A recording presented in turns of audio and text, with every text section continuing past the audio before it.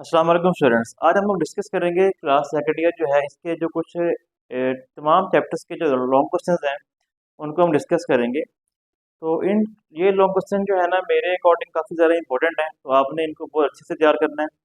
ये जो यहाँ पे सामने फर्स्ट ऑफ ऑल आप बोर्ड को देख रहे हैं, फर्स्ट 8 जो चैप्टर हैं आपके सेकेंड ईयर के बायोलॉजी के, उसके ये लॉन्ग क्वेश्चन मैं यहाँ पे लिखे हुए हैं।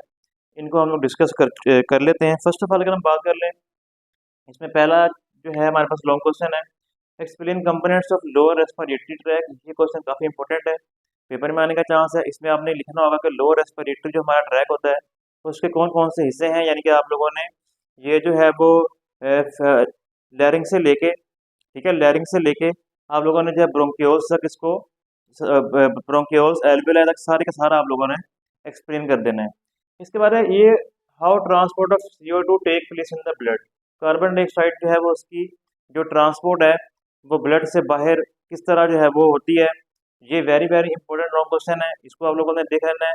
चैप्टर का बिल्कुल जो स्टार्ट है उसी में ही ये लॉन्ग क्वेश्चन लिखा हुआ है। उसके बाद explain the mechanism of breathing in the man. ये वाला लॉन्ग क्वेश्चन आपने लाजमी कर लेना है। अच्छा, आपको एक बार बता दूं, अक्सर स्टूडेंट ये क्वेश्चन पूछते हैं कि जी हम डायग्राम बनाएं या ना बनाएं। अक्सर बोर्ड वालों में ये ना पेपर के अंदर लिखा होता है कि डायग्राम इज नॉट रिक्वायर्ड या नॉट नेसेसरी। अगर जिस क्वेश्चन में, जिस लॉन्ग क्वेश्चन में वो ये लिखते हैं कि डायग्राम इज नॉट नेसेसरी या नॉट रिक्वायर्ड, तो उसमें तो आप ना बनाएं। लेकिन उसके अलावा जो भी लॉन्ग क्वेश्चन होगा उसमें आप डायग्राम जरूर बनाएं। ओके। इसके अलावा एक और क्वेश्चन है, how the formation of urine take place in the human. इंसानों में जो है वो यूरिन की फॉर्मेशन किस तरह होती है। इसमें इसके 3 स्टेप हैं। और इसके अलावा एक और एंड पे लिखा हुआ है consent mechanism of urine concentration, वो भी आपने इसके अंदर लिख देना है लॉन्ग क्वेश्चन के अंदर। फिर इसके अलावा right the adaptations of organism in different environment. इसमें जो आपको डिफरेंट एनवायरनमेंट दिया हुआ है, मैरीन का एनवायरनमेंट दिया हुआ है, फ्रेश वाटर एनवायरनमेंट दिया हुआ है, टेरेस्ट्रियल एनवायरनमेंट दिया हुआ है, उसके अंदर जो डिफरेंट ऑर्गेनिज्म होते हैं किस तरह अपने आप को वहाँ पे सर्वाइव करवाते हैं, वो आपने सारे के सारे यहाँ पे लिख देने हैं। ये बहुत अच्छा, काफ़ी इंपॉर्टेंट लॉन्ग क्वेश्चन है। फिर explain the thermoregulatory strategies in the human. इंसान के अंदर जो है वो थर्मोरेगुलेटरी या थर्मोरेगुलेशन किस तरीके से होती है, इसका चैप्टर के एंड पे आपको जो है एक बड़ी सी डायग्राम दी हुई है पूरे पेज के ऊपर। वो डायग्राम आपने अच्छी तरह कर लेनी है, उसकी थ्योरी सारी कर लेनी है। तो उम्मीद है कि ये इंशाल्लाह लॉन्ग क्वेश्चन में आएगा। फिर इसके अलावा explain the disorder of skeleton. Skeleton जो हमारी है उसके अंदर कौन कौन से जो है वो डिसऑर्डर आ सकते हैं, ये सारी की सारी डिजीजेस वगैरह लिखी हुई हैं।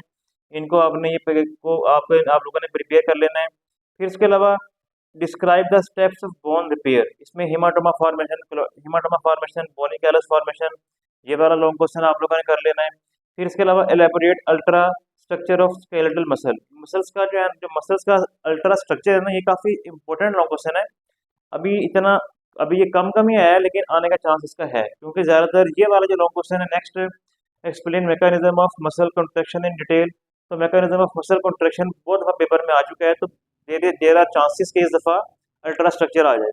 फिर इसके बाद है जी describe events of the resting membrane potential. इसमें RMP जो रेस्टिंग मेम्ब्रेन पोटेंशियल है वो एक लॉन्ग क्वेश्चन है, एंड एक्टिव मेम्ब्रेन पोटेंशियल, और ये दो लॉन्ग क्वेश्चन है। एक्टिव वाला अलग से है, रेस्टिंग वाला अलग से है, दोनों अलग अलग लॉन्ग क्वेश्चन ये पेपर में आने का चांस है।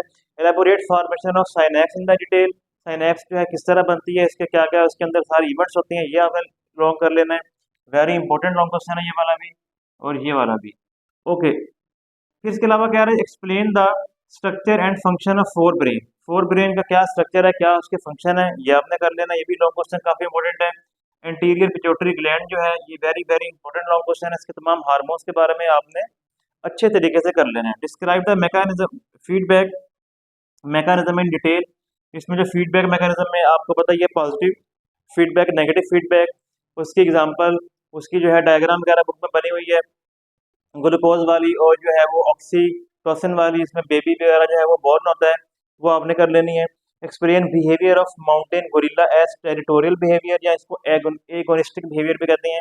ये वाला लॉन्ग क्वेश्चन वेरी इंपॉर्टेंट है चैप्टर नंबर 6 से, इसको आप लोगों ने प्रिपेयर कर लेना है, ठीक है ना।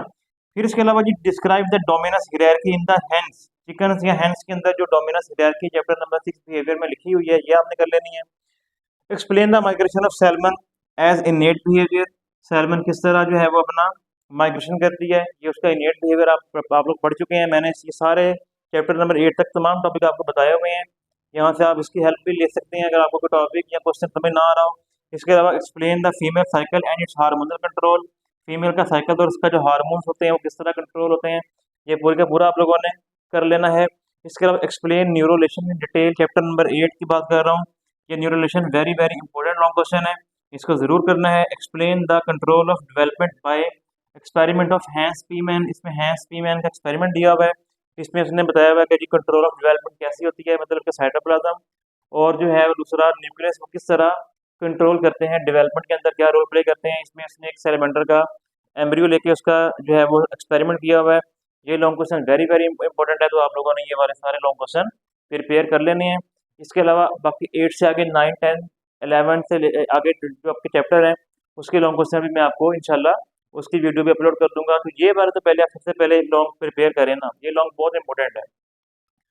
इसके अलावा शॉर्ट के बच्चे कहते हैं कि शॉर्ट के हमें गैस दें। शॉर्ट क्वेश्चन जो है ना उसमें जितने भी शॉर्ट क्वेश्चन पहले सबसे पहले आपके पास आपकी एक्सरसाइज में लिखे हुए हैं पहले आप वो वाले करें। उसके अलावा फिर बाकी जो मेन मेन शॉर्ट क्वेश्चन होते हैं जिस तरह चैप्टर्स के अंदर हेडिंग वगैरह दे के उन्होंने बनाए होते हैं वो आप लोग करें, तो इंशाल्लाह उसी से ही आपका पेपर बहुत अच्छा सॉल्व हो जाएगा। आप अगर पहले इसके 10 चैप्टर भी कर लेते हैं ना सेकंड ईयर के, 8 से मैंने यहाँ पढ़ाए हुए हैं, 9 चैप्टर में 9 इनहेरिटेंस मैंने स्टार्ट किया हुआ है। आप इसके 10 चैप्टर भी कर लेंगे ना तो इंशाल्लाह आपका पेपर जो है बहुत अच्छा हो जाएगा, 90% से ऊपर आपके मार्क्स आराम से आ जाएंगे। क्योंकि अक्सर यही देखा गया है, जो मेरा एक्सपीरियंस है कि ज़्यादातर जो है ना वो जो क्वेश्चन होते हैं जो फर्स्ट 10 चैप्टर होते हैं उसमें से बहुत ज़्यादा शॉर्ट क्वेश्चन और लॉन्ग क्वेश्चन आते हैं। अगर कोई आगे से आ भी जाए तो वो चॉइस में आपको उसको छोड़ सकते हैं और ज़्यादातर पेपर आपका सॉल्व हो जाता है। तो अभी के लिए इतना ही, अल्लाह हाफिज़।